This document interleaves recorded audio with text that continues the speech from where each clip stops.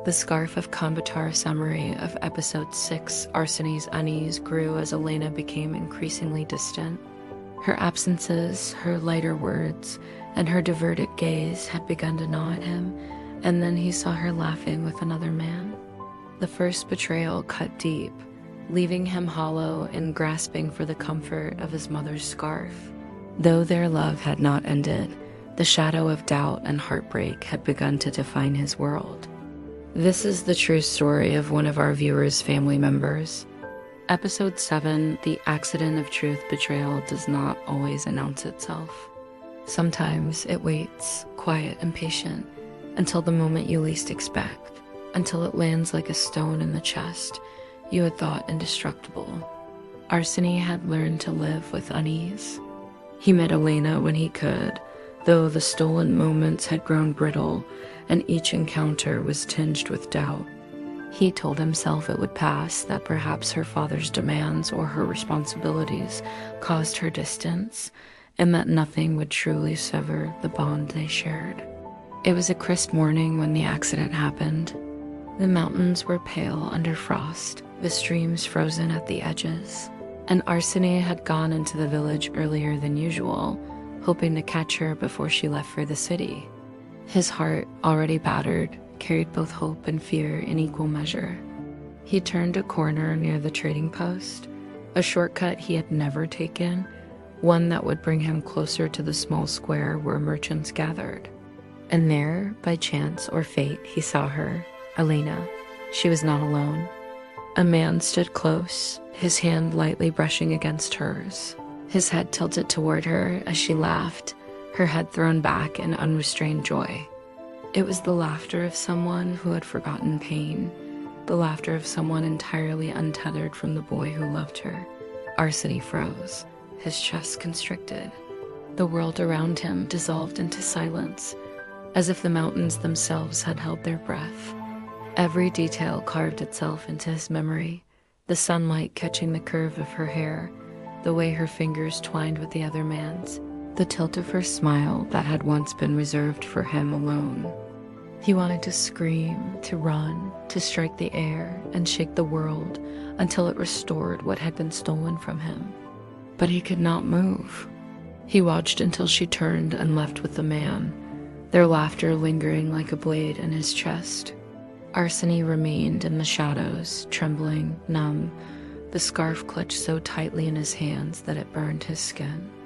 He pressed it to his face, to his chest, as though it could absorb some of the pain, as though it could shield him from the cruelty of the truth. For the first time, he understood fully what it meant to be powerless. The mountains, the cold, the wind, they had never hurt him like this. Nothing had ever hurt him like the sight of her joy offered to another. He stumbled home, each step heavy, his mind replaying the scene endlessly. The laughter, the hand, the tilt of her head, it would not leave him. His stomach twisted, his chest ached, and the world seemed suddenly foreign.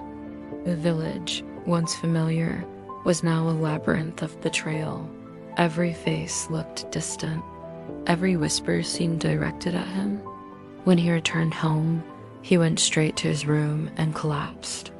The scarf, once a talisman of comfort, felt like a reminder of what he had lost, of the sacred trust that had been broken before his eyes. Why? He whispered into the folds of the fabric. Why her? Why him? What did I do wrong? Zuleika found him hours later, curled in the corner of the room, the scarf tangled around his hands, tears streaking his face. She sat beside him, silent at first, letting him grieve, letting him bleed into the night. "My son," she said finally, her voice low, trembling. "Sometimes life takes from us what we love most, and we cannot fight it. But you must live. You must endure. Your heart is yours. Do not let it be stolen by what is lost." Arseny shook his head, words failing him. He could not find strength in her comfort. He could not lift his eyes.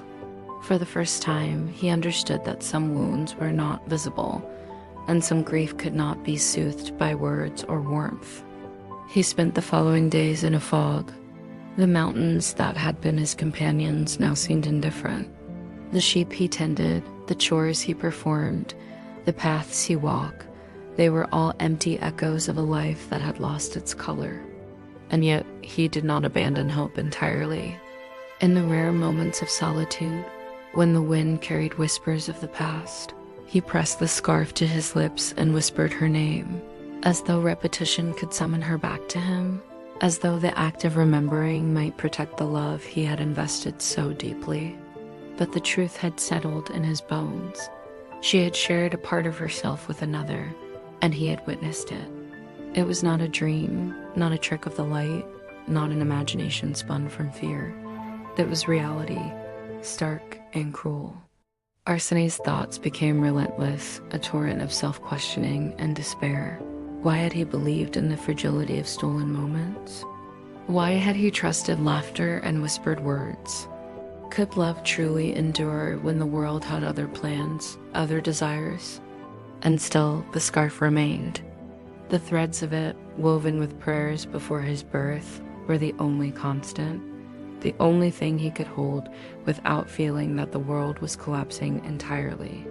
He pressed it to his face, inhaling its familiar scent, as if it could carry him back to the days before the betrayal, back to the first stolen glance, back to the innocence he had once known.